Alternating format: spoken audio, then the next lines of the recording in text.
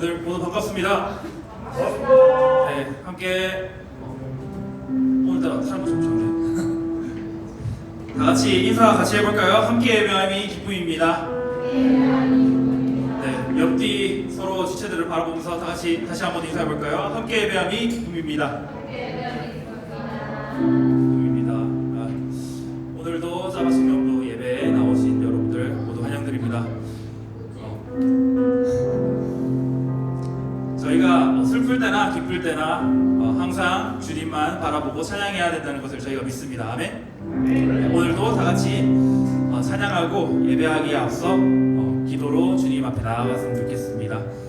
한 주간 저의 마음에 있었던 불순물들은 다 내려놓고 오직 주님만을 찬양하고 주님을 예배하는 이 자리에서 정말로 은혜 가득한 예배 시간이 되게 해달라고 함께 기도하였으면 좋겠습니다. 기도드리겠습니다.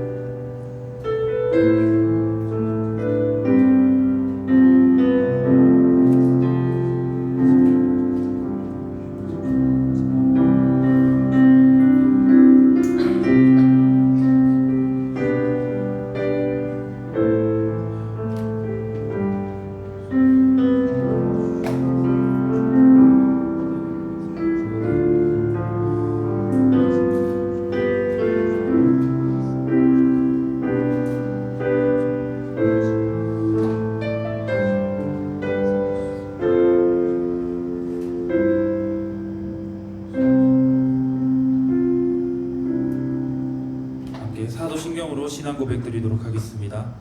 전능하사 천지를 만드신 하나님 아버지를 내가 믿사오며 그 외아들 우리 주 예수 그리스도를 믿사오니 이는 성령으로 잉태하사 동정녀 마리아에게 나시고 본디오 빌라도에게 고난을 받으사 십자가에 못 박혀 죽으시고 죽은 자 가운데서 다시 살아나시며 하늘로 오사 전능하신 하나님의 앉아 계시다가 저리로서 산자와 죽은 자를 심판으로 오시리라.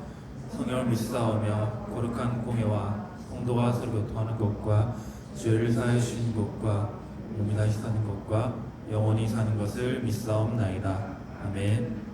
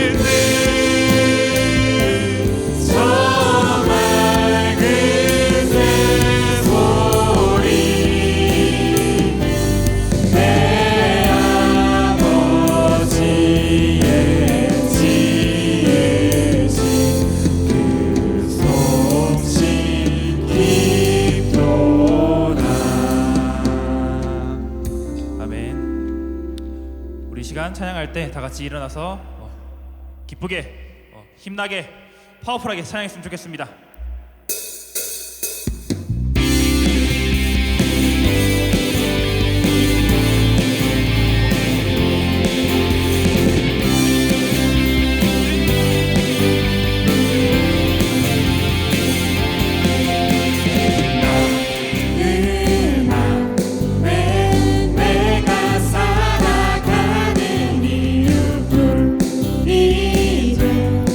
믿는 너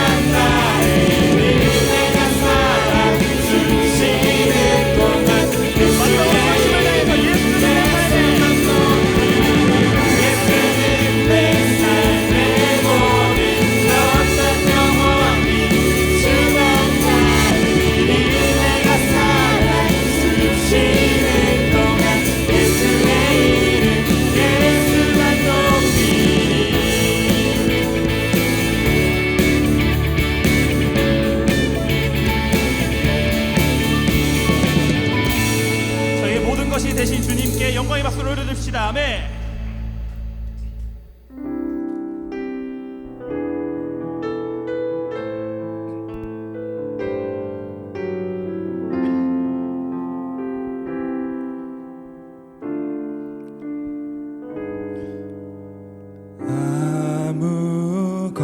아무것도 두려워 말라. 주 나의 하나님이 지켜주시네. 놀라지 마라. 겁내지 마라. 주님 나를 지켜주시네. 아무것도 두려워 말라.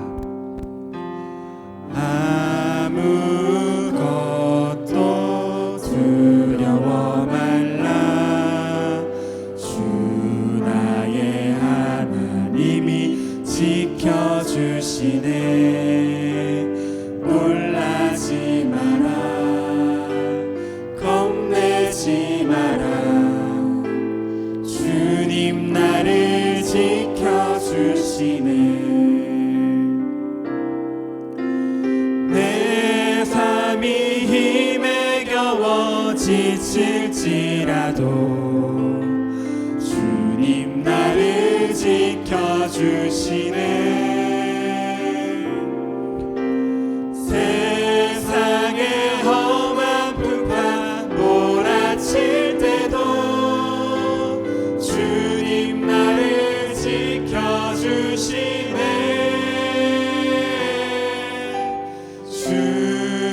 주님은 나의 산성, 주님은 나의 요새,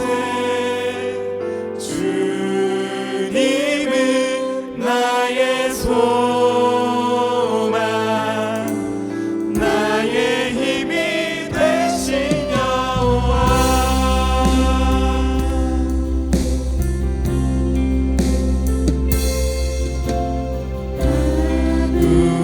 아무것도 두려워 말라. 주 나의 하나님이 지켜주시네. 놀라지 마라. 겁내지 마라. 주님 나를 지켜주시네. 다시 한 번 더 고백할까요? 아무것도 아무것도 두려워 말라. 주 나의 하나님이 지켜주시네. 놀라지 마라. 겁내지 마라. 주님 나를 지켜주시네. 내 마음이 힘에 겨워 내 맘이 힘에 겨워 지칠지라도 주님 나를 지켜주시네. 그 어떤 시련이 와도 주님을 지켜주십니다. 세상의 험한 풍파 몰아칠 때도 주님 나를 지켜주시네.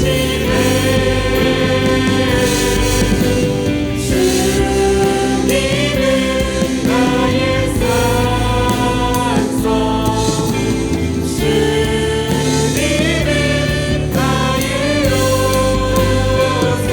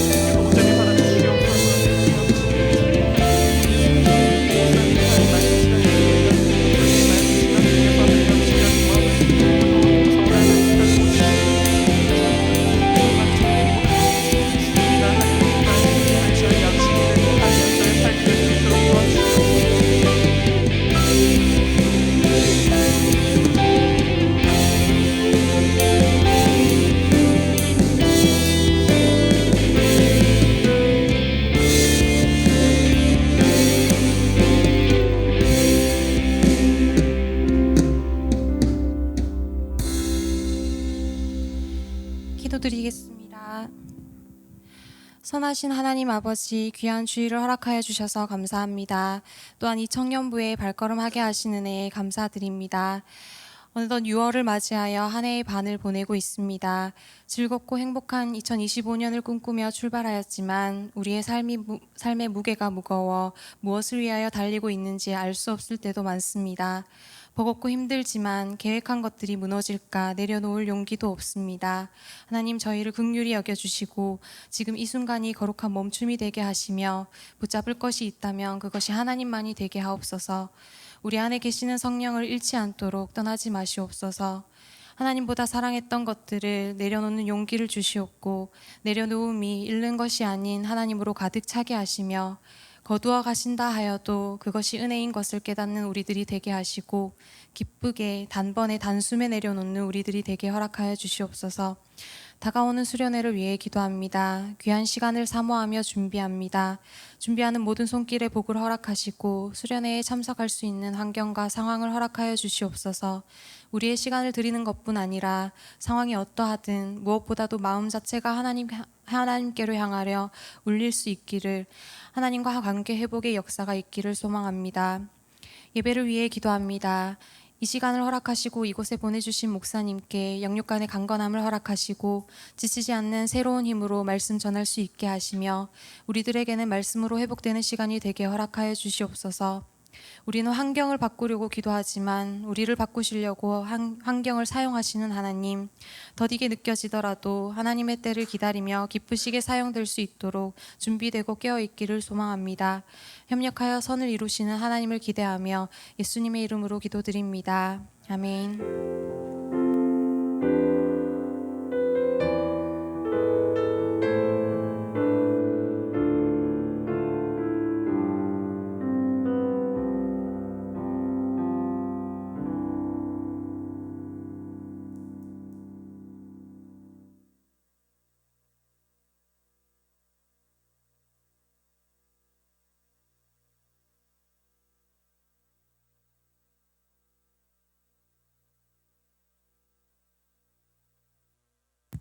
네, 정은이 옆에 있는 종이를 좀 석석 나눠주세요.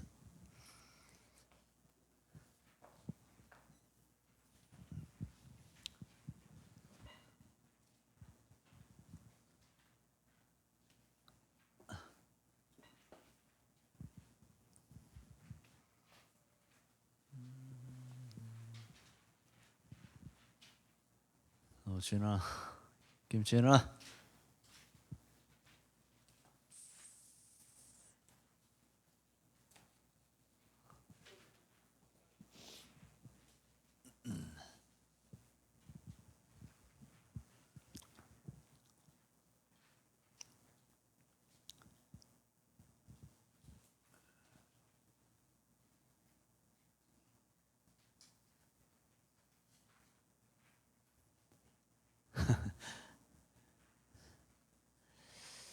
오늘 말씀 마태복음 25장 31절에서 46절까지 말씀입니다.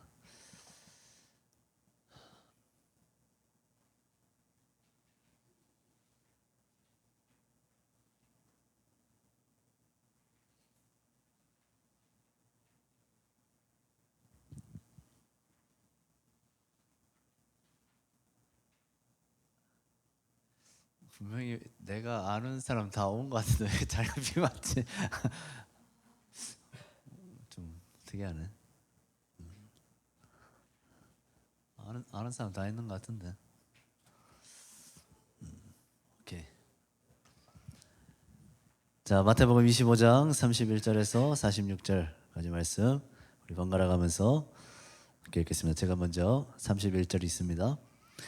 인자가 자기 영광으로 모든 천사와 함께 올 때에 자기 영광의 보좌에 앉으리니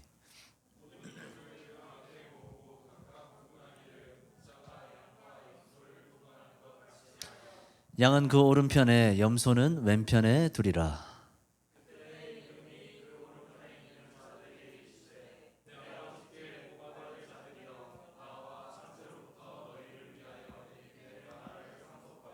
내가 줄일 때에 너희가 먹을 것을 주었고 목마를 때에 마시게 하였고 나그네 되었을 때에 영접하였고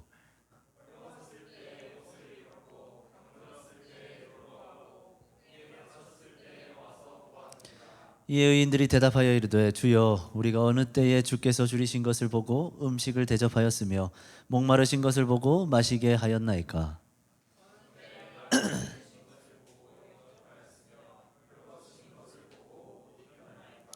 어느 때에 병드신 것이나 옥에 갇히신 것을 보고 가서 배웠나이까 하리니.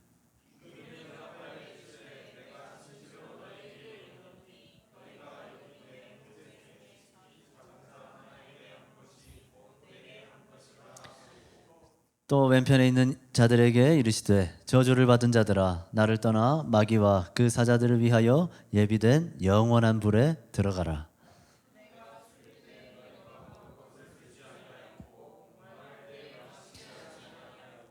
나그네 되었을 때에 영접하지 아니하였고 헐벗었을 때에 옷 입히지 아니하였고 병들었을 때와 옥에 갇혔을 때에 돌보지 아니하였느니라 하시니.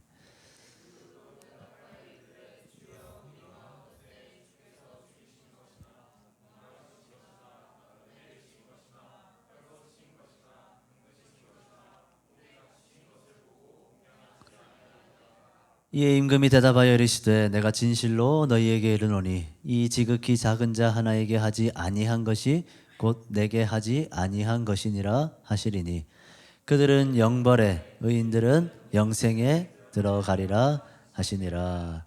아멘. 인사합시다. 반갑습니다. 인사할까요?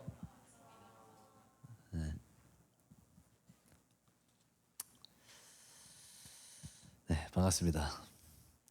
오늘은 예수님의 좌우 구별법 사랑이라는 제목으로 함께 말씀을 나누겠습니다.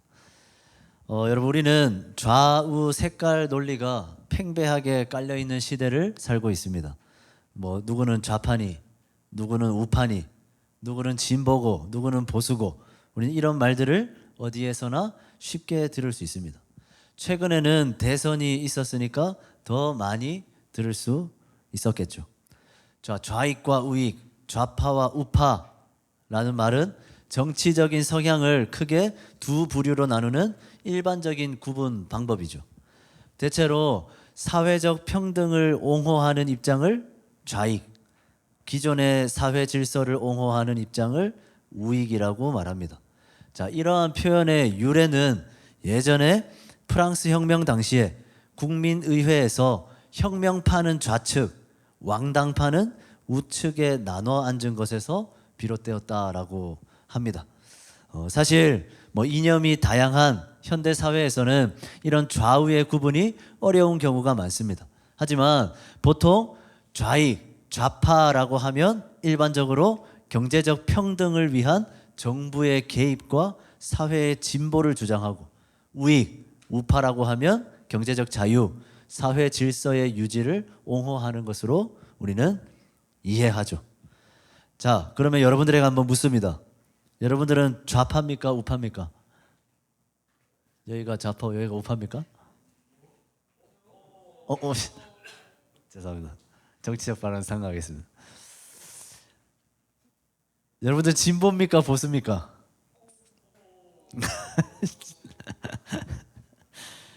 자, 여러분들은 좌우 두 진영 중에 어느 부류에 속합니까? 여러분 대답은 절대로 하지 말기 바랍니다. 네.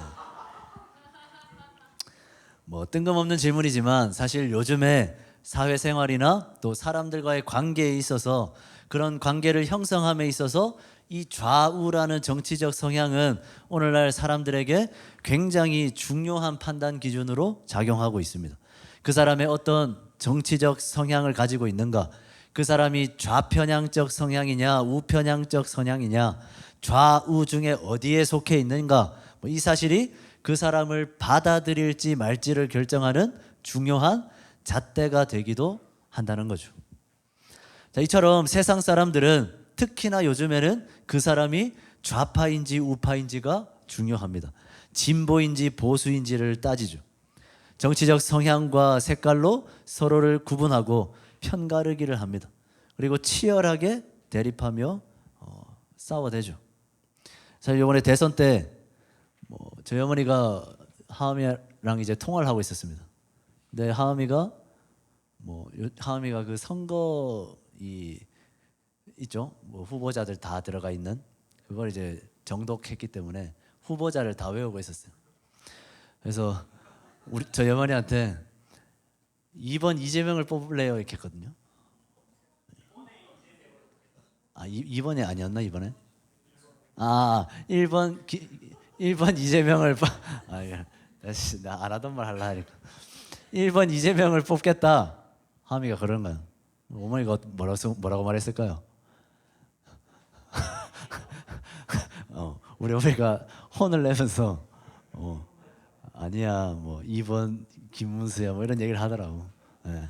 우리 어머니 세대들은 대부분 그러니까. 예. 뭐 그런 걸 보면서도 상당히 웃겼습니다. 그래서 하미의 내리에 잠깐만 이상한 발음은 하미 오케이 알겠습니다. 잡혀갈 수도 있으니까 더 이상 생각. 나중에 이제 뒤에서 얘기해 주겠습니다. 네. 자, 이처럼 세상에는 좌우가 굉장히 중요합니다. 그래서 어찌 보면 지금까지 인간의 역사를 살펴보면 좌우 진영의 끊임없는 대립과 갈등을 통해서 이루어졌다라고 볼 수도 있을 것 같습니다. 그만큼 좌우의 구분, 진보와 보수의 구분은 오랫동안 이어져 오는 구분 방식이고 기준이죠. 자, 그런데 저는 사실 여러분들이 뭐 좌파인지 우파인지 진보인지 보수인지 뭐 이번에 1번을 뽑았는지 2번을 뽑았는지 크게 관심이 없습니다. 여러분들이 좌우 어느 진영에 속해 있는지 왜 그 진영에 속해 있는지 저는 전혀 신경 쓰지도 않고 궁금하지도 않습니다. 왜냐? 그것이 죽고 사는 문제는 아니기 때문이죠.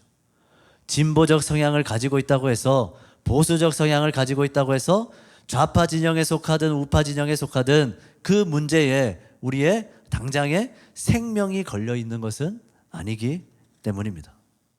자, 그런데 오늘 본문을 보면 우리 예수님 역시도 사람들을 좌우로 구분하여 나누고 계신 것을 볼 수 있죠. 누군가는 자기 오른편에, 누군가는 자기 왼편에 두십니다. 그러나 예수님의 이 구분은 단순한 정치적 성향이나 색깔 구분이 아니죠. 주님의 좌우 구분은 너무나 두렵고 섬뜩한 구분입니다. 왜입니까? 그 구분에 우리의 인생의 전부가 걸려있기 때문입니다. 예수님의 오른편에 있는가 왼편에 있는가, 내가 예수님의 좌우 어느 편에 속해 있느냐에 따라 그 인생의 생사화복이 결정되기 때문입니다. 자, 오늘 본문이 이렇게 시작하죠. 우리 31절에서 33절까지 말씀 우리 경호가 한번 읽어봅시다. 시작.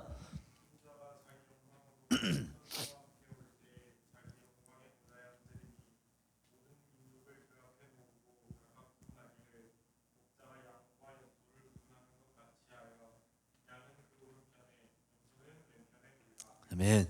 자, 예수님께서 다시 오실 그날, 그 최후 심판의 날에 주님은 이 땅에 사는 모든 사람들을 자기 앞으로 불러 모으실 겁니다.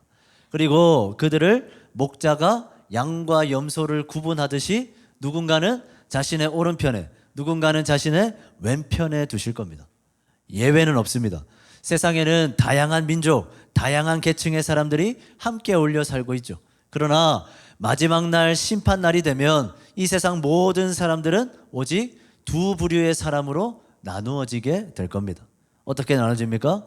주님 오른편에 있는 사람과 주님 왼편에 있는 사람입니다.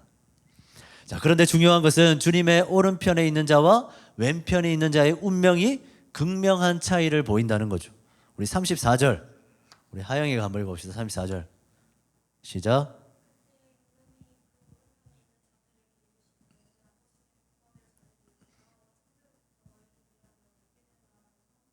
아멘.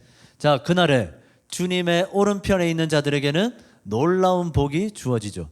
창세 전부터 하나님께서 예비해 놓으신 구원의 은혜가 그들에게 임할 겁니다. 오른편에 있는 자들은 하나님의 나라를 기업으로 받는 상속자가 될 것이며 영원한 나라에서 영원히 살 수 있는 특권이 그들에게 주어지게 될 겁니다. 자, 그러나 주님의 왼편에 있는 자들은 아니죠. 우리 41절 말씀 우리 정은이가 한번 읽어봅시다. 41절.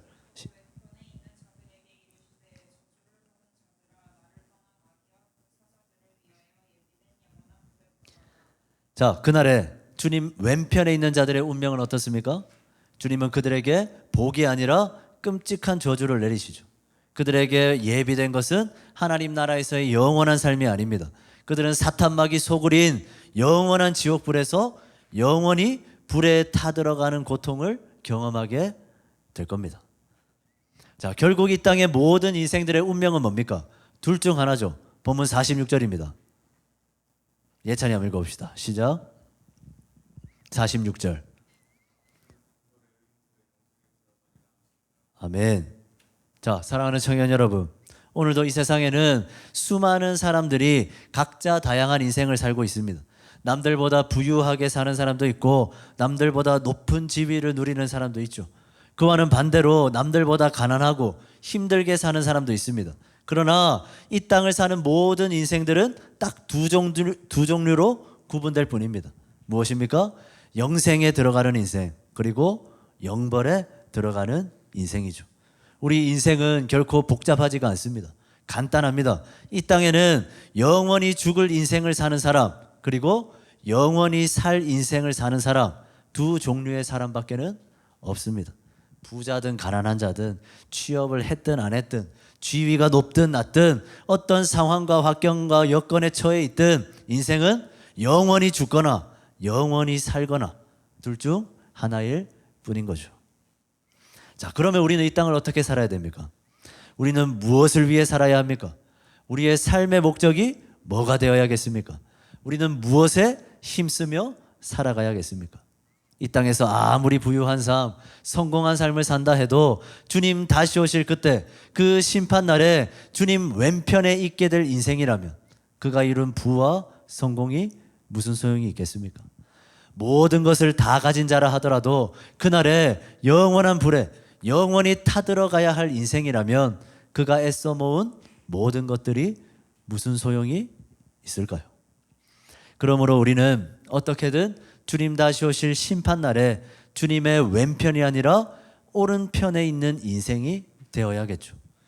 이 땅에서 잘 살기 위한 인생이 아니라 그날에 주님의 오른편에 있기 위한 인생을 살아야 하는 겁니다. 영생에 들어갈 인생, 그 인생만이 진정한 복된 인생이죠. 지금 당장 행복하고 지금 당장 형통하려 하기보다 그날에 하나님 나라를 상속받기 위해 영생의 복락을 누리기 위해 우리는 이 땅을 살아가야 하는 겁니다. 조금 길게 볼 필요가 있다는 거죠. 주님 다시 오실 그날 주님은 이 땅의 모든 인생들을 다 불러 모으시고 양과 염소를 구분하듯이 그들을 자신의 오른편과 왼편으로 구분할 겁니다. 그리고 오른편에 있는 자들에게는 영생을 주시고 왼편에 있는 자들에게는 영벌을 주실 겁니다. 여러분, 바로 이 사실이 이 땅의 모든 인생들이 날마다 직면해야 할 진짜 현실이죠. 지금 얼마나 많이 가지고 있느냐, 어떻게 하면 이 땅에서 더 누릴 수 있을까, 그게 문제가 아닙니다. 과연 내 인생은 그날에 주님 오른편에 서게 될 것인가, 아니면 주님 왼편에 서게 될 것인가? 나는 영생에 들어가게 될 것인가, 아니면 영원한 불에 탈 영벌에 들어가게 될 것인가? 바로 이것이 이 땅의 모든 인생들이 가장 고민하고 가장 생각해야 할, 가장 두려워하고 가장 기억해야 할 인생의 중요한 문제라는 거죠. 자, 그러면 우리는 어떻게 해야 그날에 주님의 왼편이 아니라 주님의 오른편에 거할 수 있습니까? 어떻게 해야 그날에 영벌이 아니라 영생에 들어가게 되는 겁니까? 자, 예수님은 도대체 무슨 기준으로 사람들을 왼편과 오른편으로 구분하시는 걸까요? 무엇으로 구분하십니까? 우리는 너무 잘 알고 있습니다. 요한복음 3장 16절 말씀, 누가 암송해 볼래요? 쥐야?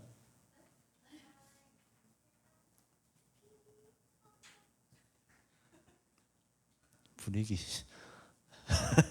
제가 읽어드립니다. 하나님이 세상을 이처럼 사랑하사 독생자를 주셨으니 이는 저를 뭐하는 자마다, 믿는 자마다 멸망하지 않고 영생을 얻게 하려 하심이라.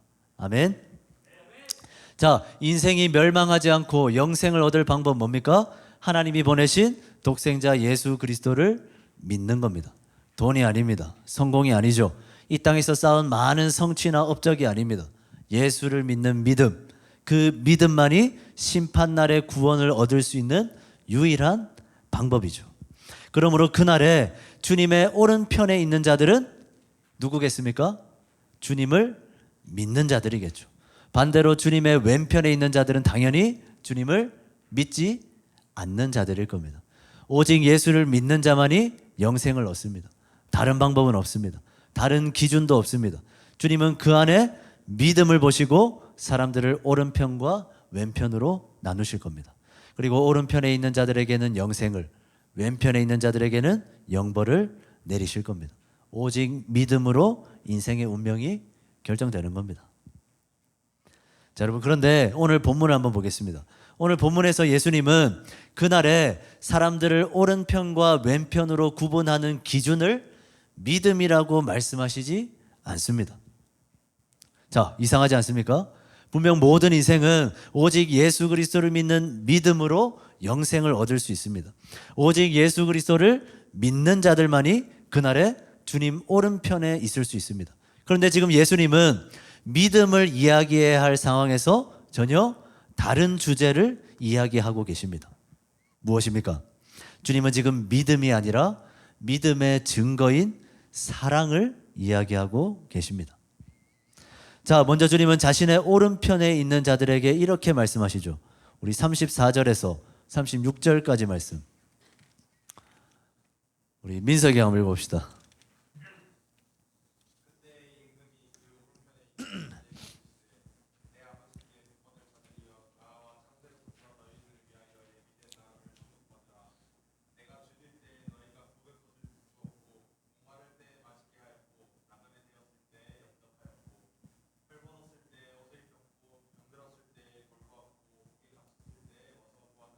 아멘.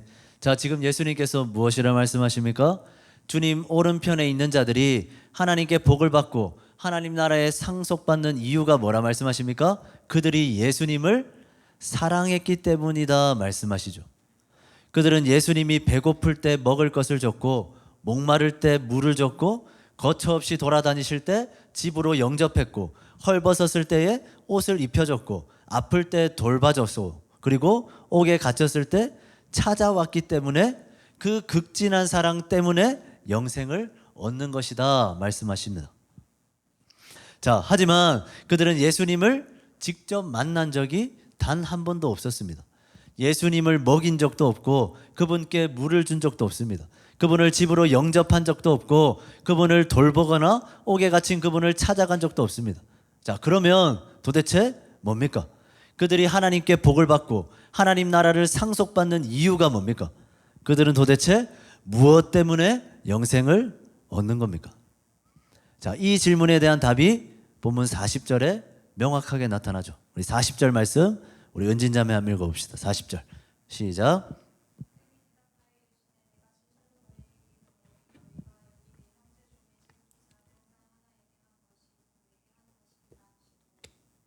아멘. 자, 주님의 오른편에 있는 자들이 하나님께 복을 받고 하나님의 나라를 상속받는 이유가 뭡니까? 그들이 무엇을 했길래 영생을 얻을 수 있는 겁니까? 예수님은 단 하나의 이유를 말씀하시죠. 너희가 이 땅에서 지극히 작은 자를 사랑했기 때문이다 말씀하십니다. 그들은 이 땅에서 배고파하는 자들에게 먹을 것을 줬고 목마른 자들에게 물을 줬고 거처가 없는 자들에게 집을 내줬고 헐벗은 자들을 입혀줬고 아픈 자들을 돌봐줬고 옥에 갇힌 자들을 찾아갔던 자들이었습니다.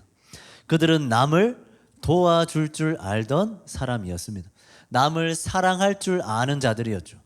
주님은 사랑할 줄 아는 자들, 사랑과 섬김과 선행이 있는 자들, 바로 그런 자들이 영생을 얻는 자들이라고 말씀하고 계시는 겁니다.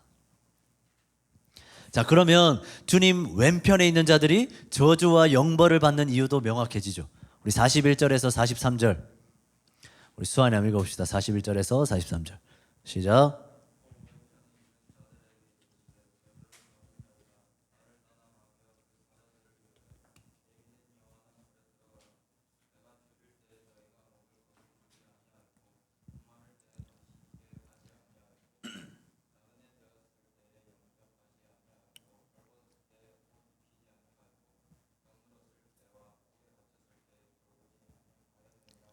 아멘. 자, 주님의 왼편에 있는 자들이 저주를 받는 이유는 뭡니까? 하나님의 나라가 아니라 영원한 지옥불의 고통을 겪게 되는 이유가 뭐죠? 그들에게도 역시 예수님은 단 하나의 이유를 말씀하십니다. 너희가 이 땅에서 지극히 작은 자를 사랑하지 않았기 때문이다 말씀하십니다. 자, 그들은 이 땅에서 배고파하는 자들에게 먹을 것을 주지 않았습니다. 목말라 하는 자들에게 물을 주지 않았고, 거처가 없는 자들, 헐벗은 자들, 아픈 자들, 옥에 갇힌 자들을 외면했습니다. 그들은 남을 도와줄 줄 모르는 자기만 생각하는 자들이었죠. 남을 사랑할 줄 모르고 나만 사랑하는 자들이었습니다. 주님은 사랑할 줄 모르는 자들, 나만 생각하고 나만 사랑하고 나만 아끼는 자들, 바로 그런 자들이 영벌을 받을 자들이라고 지금 말씀하고 계시는 겁니다. 자, 사랑하는 청년 여러분, 예수님께서 그날에 사람들을 오른편과 왼편으로 구분하는 기준은 뭡니까? 영생을 얻을 인생, 영벌을 받을 인생, 그 운명을 결정짓는 기준이 뭡니까? 주님은 지금 사랑이라고 말씀하시는 겁니다. 지금 주님은 우리의 인생의 성패가 달린, 아니 우리의 생사, 우리의 전부가 걸린 문제를 단지 지극히 작은 자를 사랑하는가 사랑하지 않는가로 지금 판단하려 하시는 겁니다. 여러분들은 이 말씀이 어떻게 다가옵니까? 이 말씀이 동의가 됩니까? 물론 사랑이라는 것 중요한 덕목이죠. 남을 사랑하는 것, 배고프고 힘들고 어렵고 가난한 사람을 도와주는 것, 그들을 아껴주고 돌봐주는 것, 좋은 일입니다. 정말 필요한 일입니다. 칭찬받을 만한 일인 것은 분명합니다.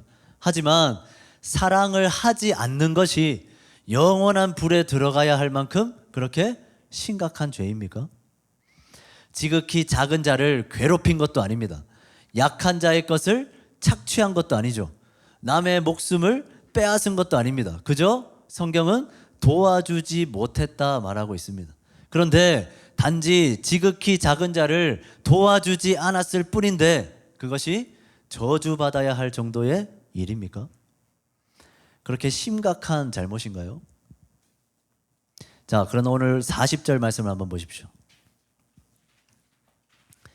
자, 40절 말씀 우리 수연이가 한번 읽어봅시다. 40절 시작.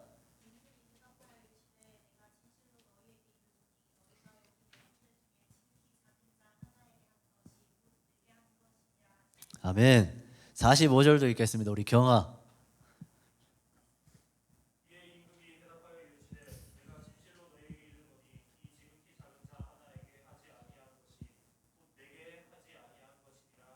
아멘. 자, 주님이 뭐라 말씀하십니까? 지극히 작은 자 하나에게 한 것이 곧 내게 한 것이고, 지극히 작은 자 하나에게 하지 않은 것이 곧 내게 하지 않은 것이다 말씀하시죠. 배고픈 자, 목마른 자, 헐벗은 자, 병든 자, 이런 지극히 작은 자를 사랑하는 것, 그들을 섬기고 돕고 그들을 위하는 것, 그것이 곧 예수님을 사랑하는 것이고 예수님을 섬기는 것이고 예수님을 도와주는 것이라 말씀하고 계시는 겁니다. 자, 이 말의 의미가 뭡니까? 지극히 작은 자를 사랑하는 것, 한 사람을 도와주고 한 사람을 아껴주고 한 사람을 보살펴주고 한 사람을 잘 챙겨주는 것, 그것이 곧 예수님을 향한 섬김이고 예수님을 향한 찬양이고 예수님을 향한 예배가 된다라는 말입니다. 그렇기 때문에 지극히 작은 자를 사랑하지 않는 것은 단순한 문제가 아니라는 겁니다. 지극히 작은 자를 사랑하지 않는 것은 주님을 사랑하지 않는 것과 같습니다. 남을 섬기지 않고 도와주지 않고 챙기지 않고 아껴주지도 않고 보살펴주지 않는 것, 그것은 곧 주님을 섬기지 않는 것이고 주님을 예배하지 않는 것과 같다는 거죠. 주님이 분명하게 말씀하십니다. 지극히 작은 자 하나도 사랑하지 않는 너 인생아, 너는 결코 영생을 얻을 수 없을 거다. 너는 저주를 받을 것이다. 영원한 지옥불에 떨어지게 될 것이다. 바로 이것이 지금 오늘 말씀의 경고라는 겁니다. 그러나 오늘 우리가 한 가지 오해하지 말아야 할 건 있습니다. 자, 오늘 본문은 남을 도와줘야, 선행을 해야 그 공로로 구원을 받는다는 말은 아닙니다.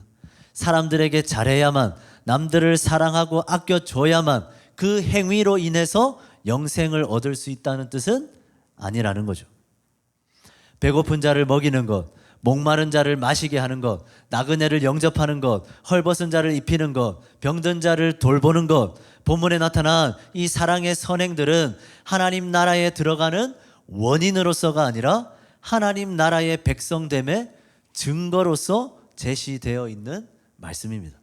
자, 그러니까 사랑함으로, 선을 행함으로 인해서 그것으로 하나님 나라에 속하게 되는 것이 아니라 하나님 나라에 속한 자라면 그 삶에 당연히 지극히 작은 자를 향한 사랑이 있고 선행이 있다라는 뜻입니다. 그러므로 구원은 사랑도 선행도 아니라 그리스도를 믿는 믿음으로 없습니다.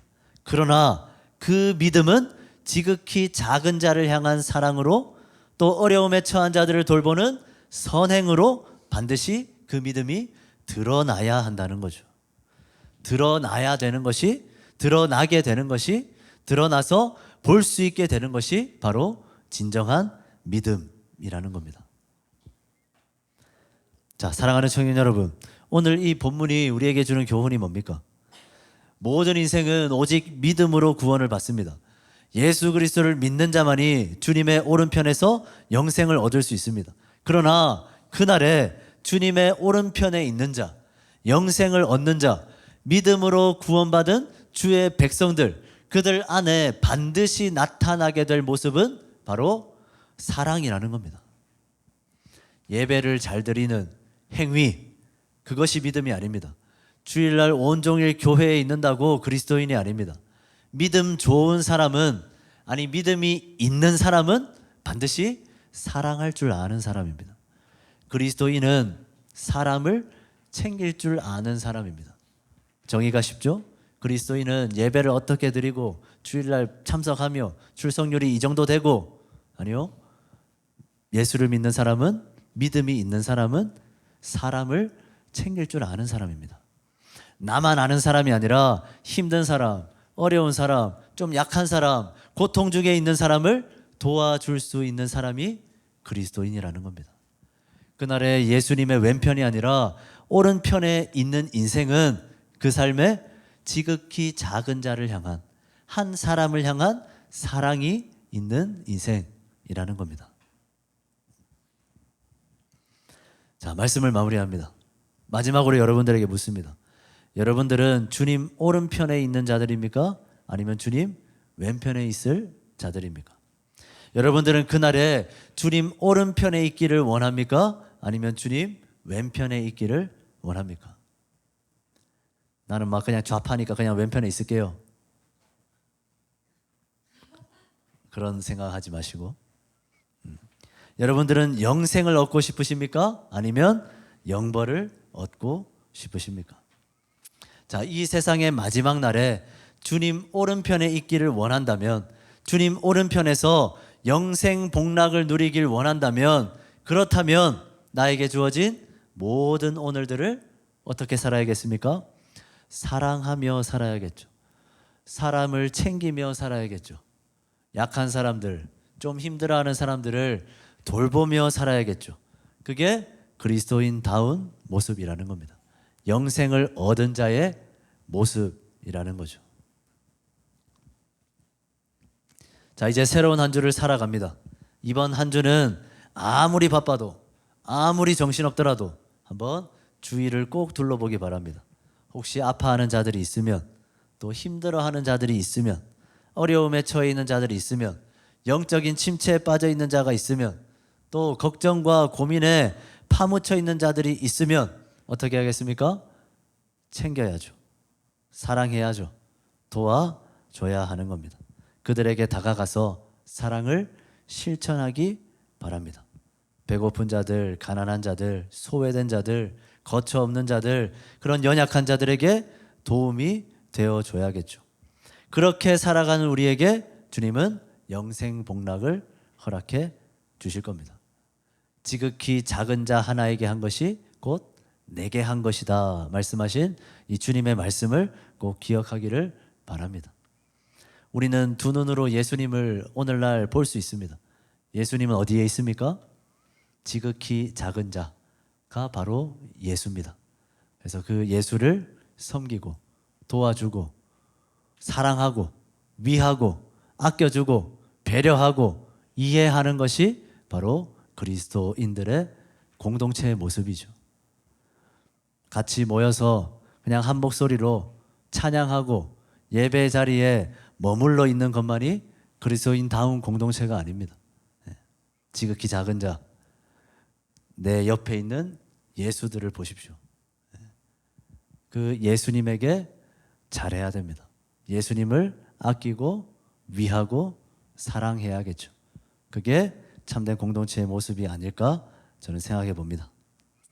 자, 이번 한 주도 세상의 그런 좌파 우파의 구분 짓기가 아니라 그날에 주님께서 행하실 좌우 구별의 순간을 기억하며 두렵고 떨리는 마음으로 하루하루를 살아가셨으면 좋겠습니다.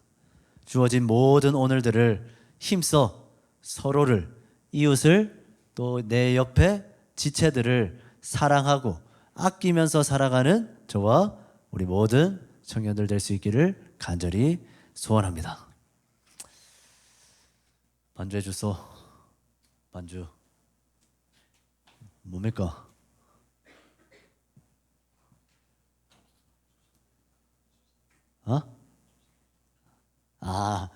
곡 앉아서 그냥 쳐주세요. 오늘 찬양은 따로 없습니다. 자, 불 꺼주시고 말씀 기억하면서 한번 기도했으면 좋겠습니다.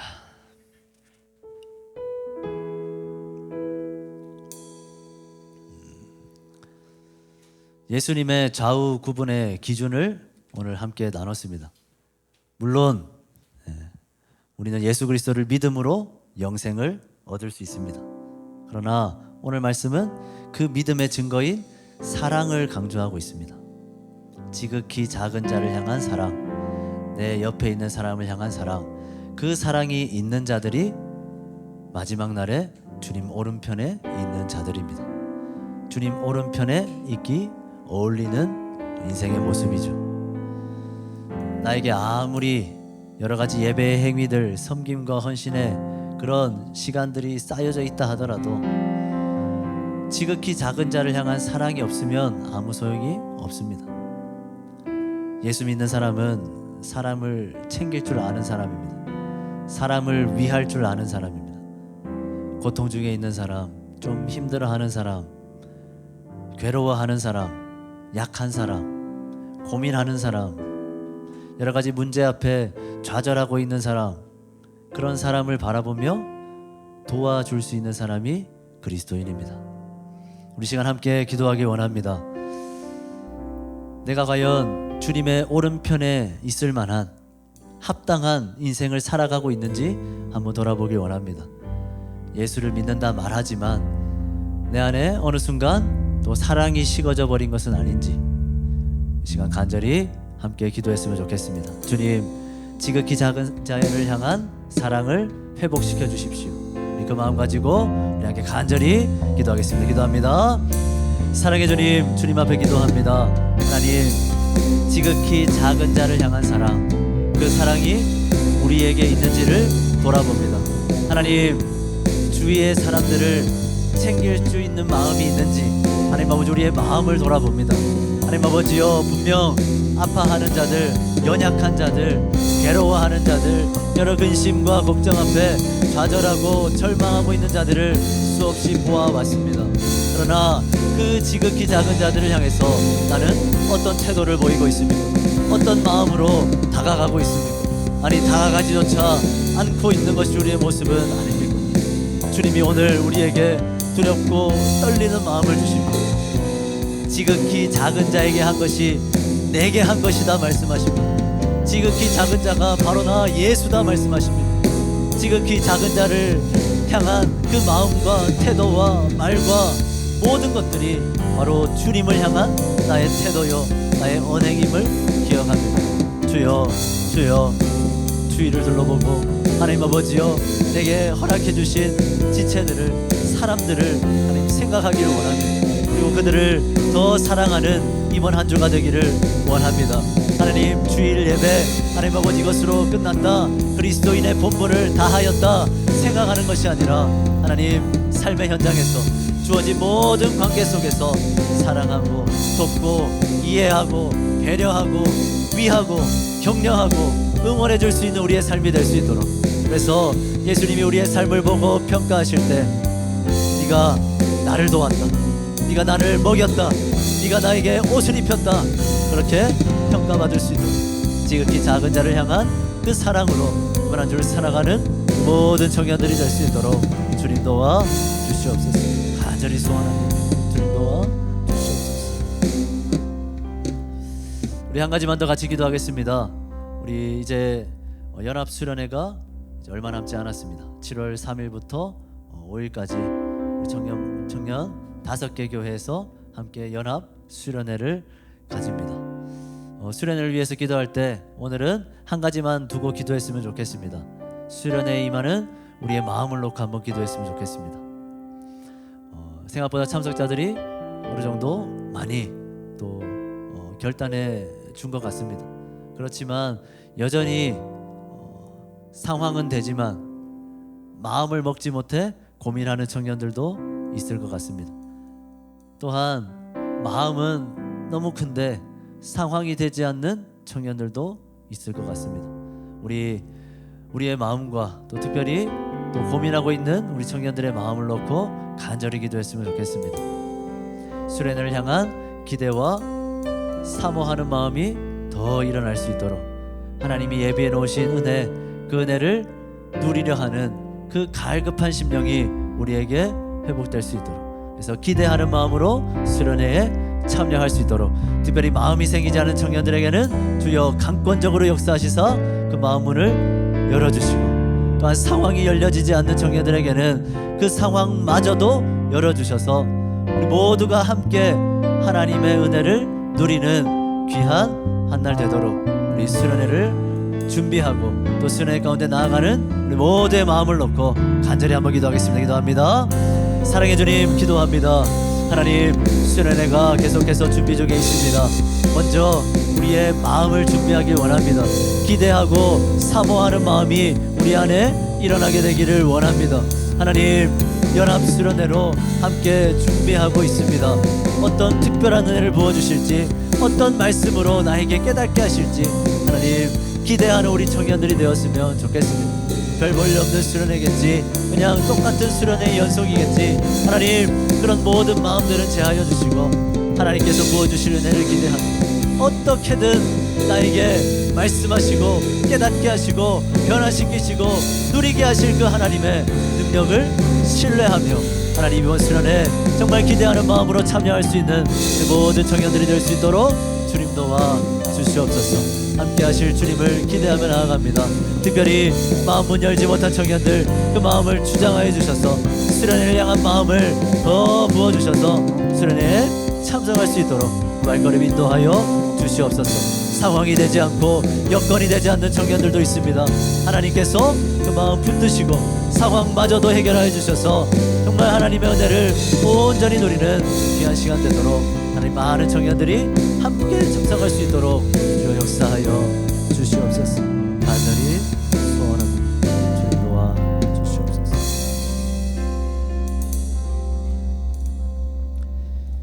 사랑해 주님, 지극히 작은 자를 향한 사랑, 한 사람을 향한 사랑이 우리 안에 회복되기를 원합니다.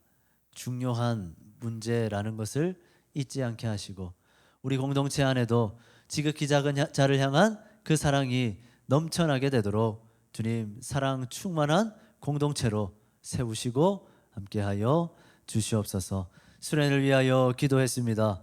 하나님, 수련회를 준비하는 모든 청년들의 마음을 붙잡아 주셔서 그 마음에 하나님의 은혜를 향한 사모하는 마음, 기대하는 마음을 더하셔서 이번 수련회가 의미 없는 수련회가 되지 않도록 하나님이 부어주시는 놀라운 유익과 또 기쁨과 여러 충만한 은혜들을 온전히 누릴 수 있도록 주님 함께하여 주시옵소서. 감사드립니다. 예수 그리스도의 이름으로 기도드립니다. 아멘. 찬양하면서 준비한 헌금 드립시다.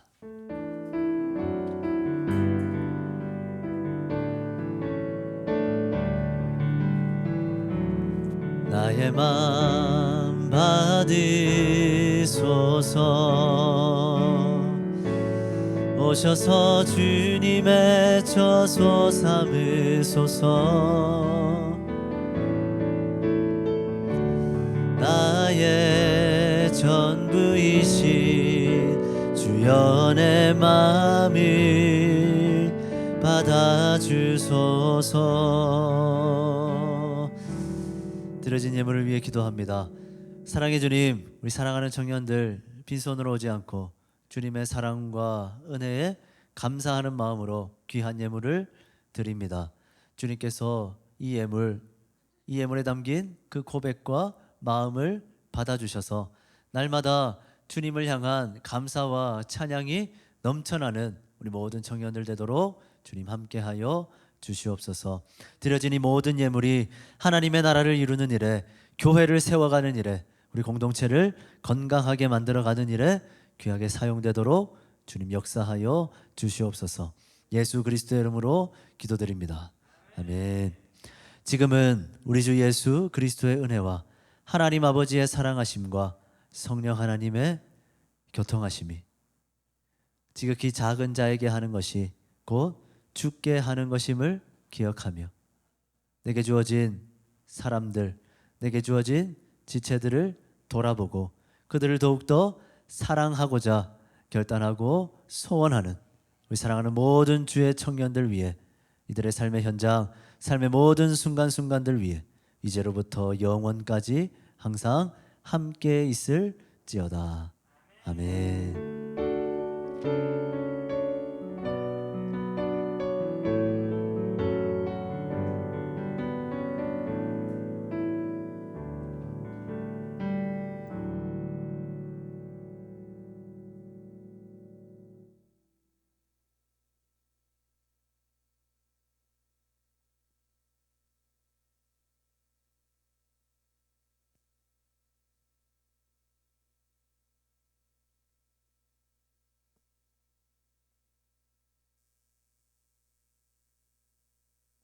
안녕하세요. 광고 시작하겠습니다. 청년부 예배 시작 시간은 1시 30분입니다. 10분 일찍 와서 예배를 준비합시다. 매주 수요일 저녁 8시 30분에 청년부실에서 기도 모임이 있습니다. 이번 주에 엄청 많이 온 걸로 아는데 다음 주에도 많이 와서 기도가 필요하신 분들은 기도하시고 가시면 됩니다.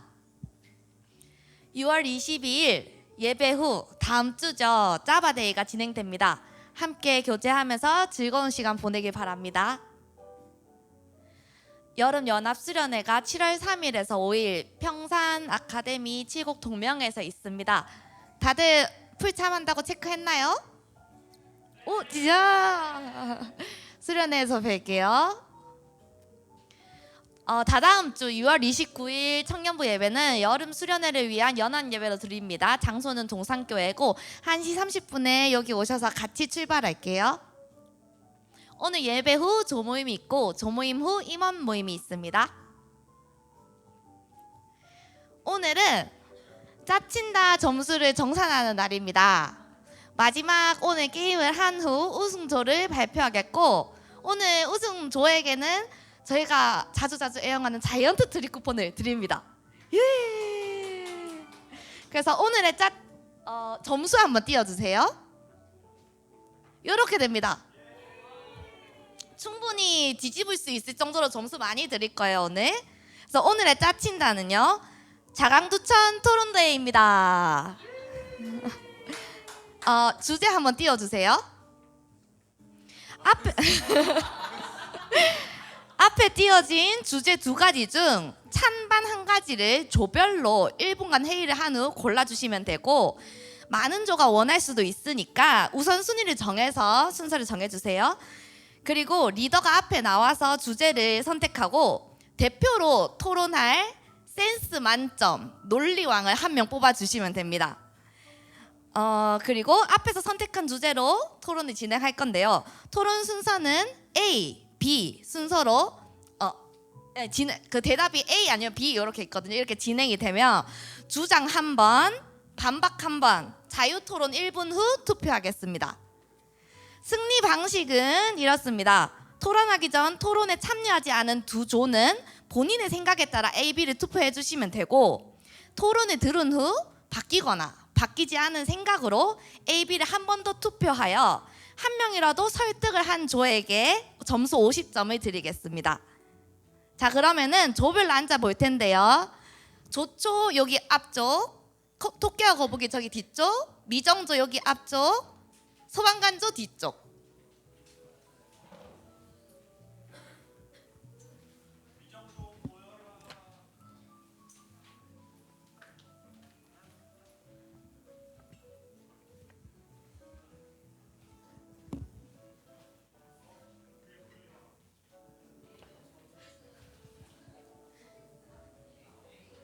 그러면 조끼리 빠르게 4가지 그 순서로 원하는 걸 우선순위 정해주세요. 그리고 리더가 나와서 원하는 거 순서대로 뽑겠습니다. 그러니까 김예찬이랑 김진우가 맞짱 뜨면 김예찬이 이길 것 같다, 김진우가 이길 것 같다, 이렇게 2가지. 그리고 내 애인을 고른다면 한번 띄워주시겠어요? 내 애인을 고른다면 교회에서만 데이트하는 임원. B. 너무 착해서 모든 이성 청년 부탁 다 들어주는 찬양팀 리더. 자, 빠르게 딱 5초 드리겠습니다. 선택해 주세요. 순서 4개 순서 정해서 앞에 나와서 뽑을 거예요.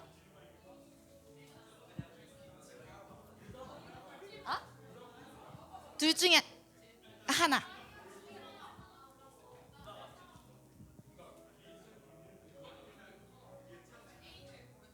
5, 4, 3, 2, 1. 다 됐나요? 자, 리더들 나와주세요.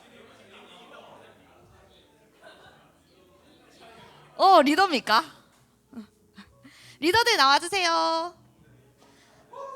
자, 그러면 먼저 나온 순서대로 주제를 정하겠습니다. 토끼와 거북이 무슨 주제 하실 건가요? 김예찬, 김진우, 현피 주제로 하겠습니다. 김진우가 이기는 걸로 하겠습니다. 네, 김진우가 이기는 걸로 토끼와 거북이 하셨습니다. 들어가시면 됩니다. 다음 나온 네.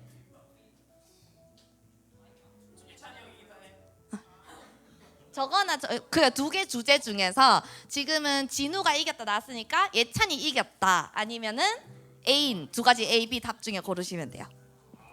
예찬이 오빠 이기는 걸로 하겠습니다. 네, 이렇게 성사됐습니다. 다음. 저희는 내 애인을 고른다면 네. 우리는 김예찬. 아니요. 네.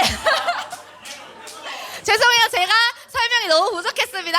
그 내 애인을 고른다면 주제 한 번만 다시 띄워주세요. 네. B. 너무 착해서 모든 이성청년 부탁하는. 예찬이 기분 좋겠다. 네. 그러면 나머지는 자동으로 교회에서만 데이트하는 임원. 이렇게 할 거고, 다시 설명 한번 드릴게요. 이제 토론왕 한 분을 뽑아서 앞으로 내보낼 건데요. 주장을 정리해 주시면 됩니다.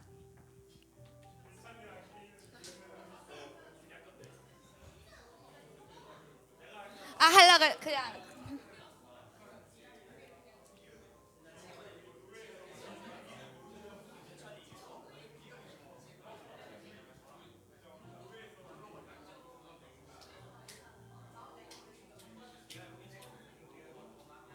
여기가 다 애인이지.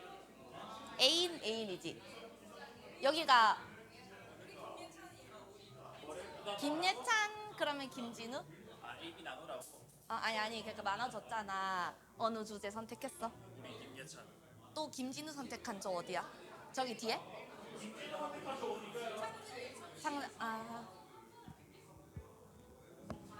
자, 다 주장이 다 정리됐나요?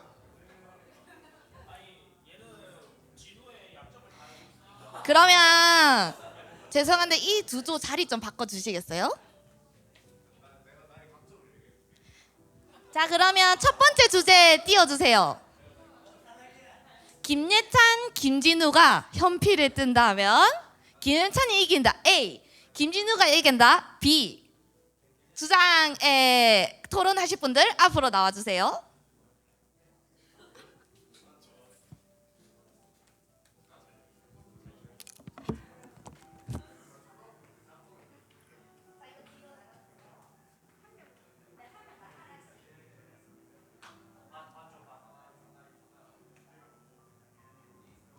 투표는 토론에 참여하지 않은 여기 이쪽 조만 일단은 투표할 거예요. 이 주제는 그거 들고 있다가 그 두 번째 때 쓰시면 돼요.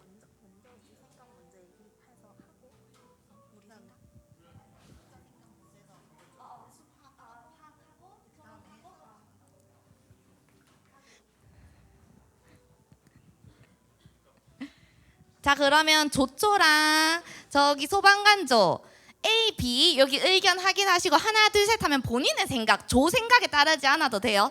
본인의 생각에 따라 들어주세요. 하나 둘 셋.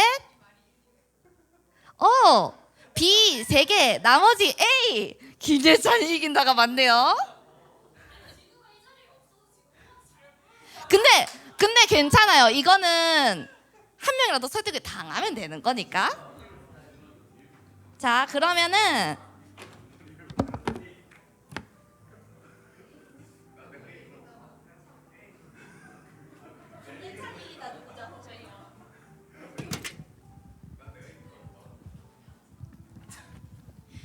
그럼 순서는 주장 한 번, 주장 한 번, 주장 한 번, 반박 한 번, 반박 한 번, 자유 토론 1분 이렇게 하겠습니다. A 김예찬이 이긴다부터 시작해 주세요. 제가 예찬이 오빠가 이긴다고 생각을 한 거는 일단 피지컬적으로는 그냥 둘 다 비슷합니다. 그래서 일단 말이 안 되는 전제 조건이 되고요. 그리고 우선은 진우가 형들을 좋아합니다. 그래서 예찬이 오빠를 정말 좋아하기 때문에 쉽게 개기지 못하거든요. 그리고 예찬이 오빠도 이런 자기를 좋아하는 동생들을 정말 좋아해주기 때문에 그 동생들을 함부로 대하지 못합니다. 그래서 서로 제가 지켜봤을 때 그렇게 서로에게 흠이 되는 짓들을 안 하기 때문에 서로를 정말 사랑하고, 그리고 만약에 정말 싸우게 된다 그러면 진우가 어쨌든 자기가 동생이라는 걸 알고 그래도 자기가 한때 정말 좋아했던 사람이라는 걸 알기 때문에, 그래서 큰 어떤 뭔가 나쁜 짓 안 해서 그래도 형이니까 내가 져주는 게 맞다, 그리고 높은 사람들을 존중하는 마음이 있기 때문에 절대 이기려고 달려들진 않을 겁니다. 그렇기 때문에 예찬이 오빠가 이길 거라고 생각합니다. 네, 감사합니다. 주장 시간은 30초로 하겠습니다. 다음.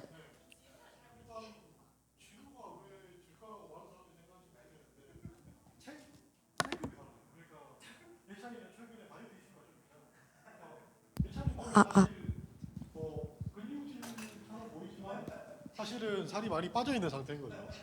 그러면 그거에 비해서 이제 진우는 뭔가 코끼리 같은 남자? 그러니까 사자가 아무리 강하다고 해도 코끼리를 이길 수는 없다. 코끼리가 짓밟아 버리면 끝이다. 이런 주장을 하고 싶네요. 솔직히 저는 이게 놀랄거리도 안 된다고 생각하는 게 체급 차이가 너무 많이 나기 때문에 사실 진우가 무조건 이길 것이다. 그리고 네, 30초 지났습니다. 다음 반박 해주세요. 일단 체급이라고 말씀을 하셨는데 진우도 사실 운동을 안 한 지 지금 한두 달이 됐습니다. 그렇기 때문에 둘이 비등비등하다고 생각을 하고요. 그리고 사실 뭔가 정말 힘적으로는 뭐 저는 둘 다 비슷하다고 생각을 하거든요. 근데 약간 진우는 너무 기세 가지고만 누르려고 하기 때문에, 그래서 테크닉적인 그런 객관적인 기준을 가지고 싸움을 걸었을 때는 사실 예찬이 오빠가 더 논리적인 사람이라서 더 이길 수 있다고 생각합니다. 자, 반박해 주세요. 일단 그 주장에는 동의를 할 수가 없는 게, 일단은 체급을 아까 비슷하다라고 이야기를 하셨는데 사실 여자들이 착각하는 게 근육량만 아니라 살도 사실은 힘이거든요. 그러니까 살찌는 것도 벌크업도 사실은 엄청난 에너지를 발생시킬 수 있는 요인이 됩니다. 그리고 아까 두 번째로 반박하셨던 게 성격 이야기 하셨는데, 그러면 사실 이 결투 자체가 성립이 안 돼요. 그러니까 그런 부분은 배제하고 순수하게 질량 대 질량으로 붙었을 때 코끼리가 이길 것인가, 이런 문제이기 네, 때문에. 반박 시간 끝입니다. 자, 마지막 자유 토론 자유롭게 1분 동안 토론해 주시고 마지막 투표하겠습니다. 시작. 상하체 그런 그 질량적인 얘기를 하셨는데 그 상하체적으로 고루고루 운동을 하는 사람은 예찬이 오빠고 그리고 상하체적으로 상체충이라고 부르죠. 그런 사람은 진우라고 합니다. 그렇기 때문에 어쩌면 골고루 힘을 쓸 수 있는 사람이 이기기에 더 유리한 조건을 가지고 있지 않을까요? 아니죠. 이걸 좀 예시를 들어드리면 자 민석이를 한번 보십시오. 민석이를 보면 민석이가 둔해 보이지만 일어나주세요. 사실 민석이가 둔해 보이지만 이게 사실 살도 힘이거든요. 민석이가 지금 예찬이를 이렇게 힘으로 한다고 하면 제가 볼 때는 민석이한테 더 승률이 높아 보인다고 생각을 해요. 실제로 진우도 팔씨름을 그동안 같은 청년부들이랑 했는데 제가 알기로는 우리 지금 청년부 팔씨름 1위가 진우로 알고 있거든요. 예찬이도 못 이겼어요. 그러니까 그것만 봐도 진우가 이미 힘적인 부분에서 많이 앞서 있다. 체급 차이가 많이 난다라는 이야기를 할 수 있을 것 같아요. 그 부분 그 민석이를 예시로 드셨는데 그 부분에 대해서 제가 반박을 하자면 어쨌든 두 사람의 힘을 겨루는 그런 모습들을 보여주었고 그리고 민석이는 힘적으로 어떤 힘을 가지고 있는지 보여주지 않은 사람이기 때문에 적절한 예시라고 생각하지 않습니다. 시간 그래서 끝입니다. 자, 그럼 여기까지 토론한 결과를 듣고 생각이 바뀌셨다면 아까랑 다른 결과를 생각이 그대로다. 그럼 같은 결과를 드시면 됩니다. 5초 드릴게요. 5, 4, 3, 2, 1. 들어주세요. 오! 김진우가 이긴다 쪽 승리. 맞나? 김진우가 이긴다죠. 김진우가 이긴다 쪽 승리. 그럼 토끼와 거북이 조에게 50점 주세요. 다음 두 번째 주제 띄워주세요. 여기에 이제 대표로 나와서 토론하실 분들 나와주세요. A는 여기 앉아주시고 B는 여기 앉아주세요.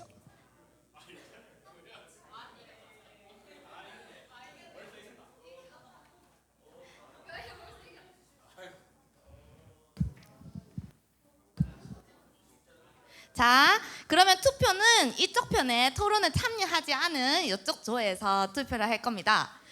교회에서만 데이트하는 임원이 낫다. 그러면 A, 너무 착해서 모든 이성 청년 부탁 들어주는 차영진 리더가 그래도 낫다 하면 B. 하나, 둘, 셋. 네, 됐습니다. 그럼 30초씩 주장, 반박 하고 자유토론 시작하겠습니다. 시작해 주세요.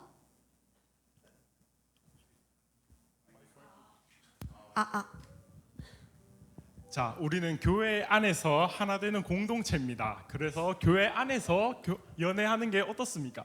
너무 행복한 일입니다. 주 안에서 데이트하는 게 얼마나 착한 일입니까? 근데 이성 청년 모든 부탁을 들어주는 차영팀 리더는 한 사람 한 사람 부탁 들어주다 보면은 내 애인이랑 연애할 시간이 없어요. 성년이랑 부탁 들어주고 은지 누나 부탁 다 들어주면은 누구랑 언제 데이트를 합니까? 그래서 교회 안에서 데이트하는 게 어떻습니까? 내 애인이랑 교회 안에서 데이트를 한다.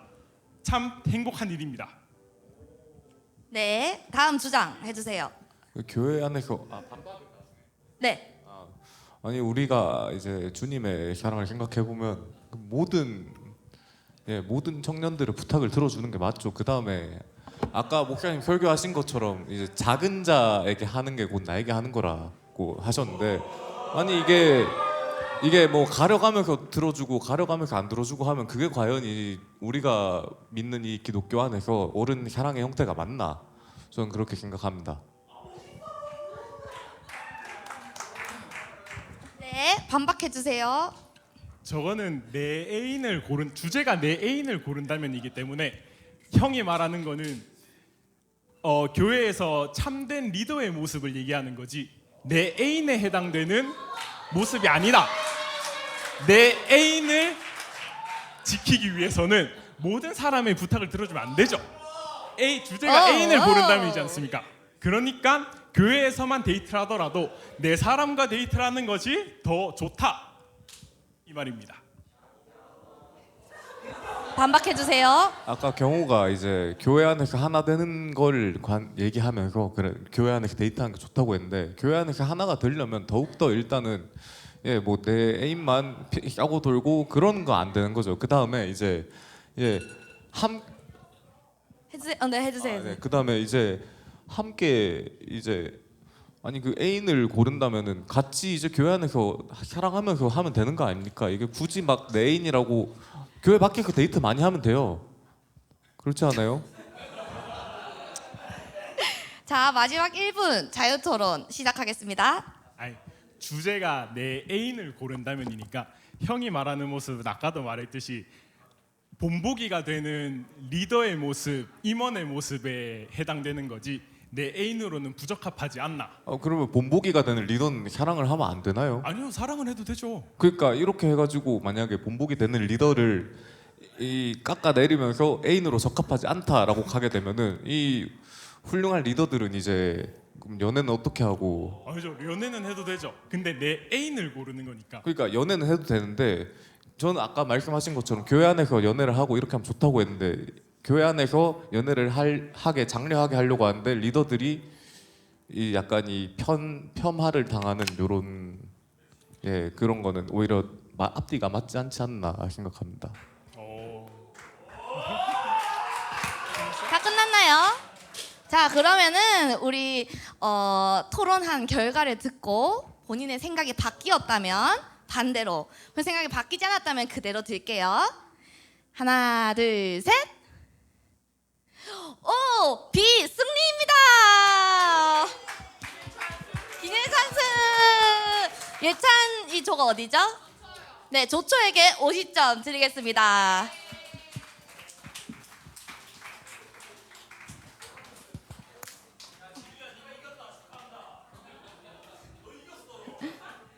여러분 재미있으셨나요? 그러면은 오늘 점수를 합산해서 제2회 짜친다 우승조를 발표하겠습니다.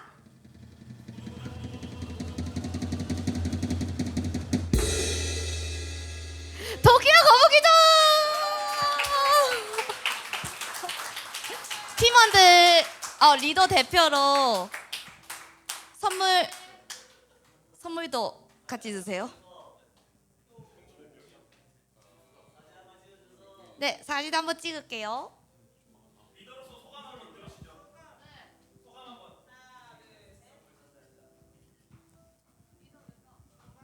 이 1회 때 꼴찌를 했던 걸로 저희 기억을 하는데 저희 역량이 너무나 높으신 조원들 때문에 이번에 1위를 하지 않았나 싶습니다.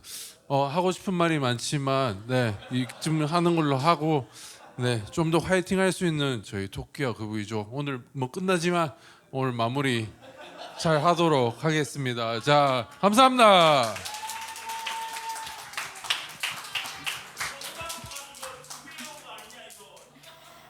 마침송 할게요. 다들 일어나 주세요.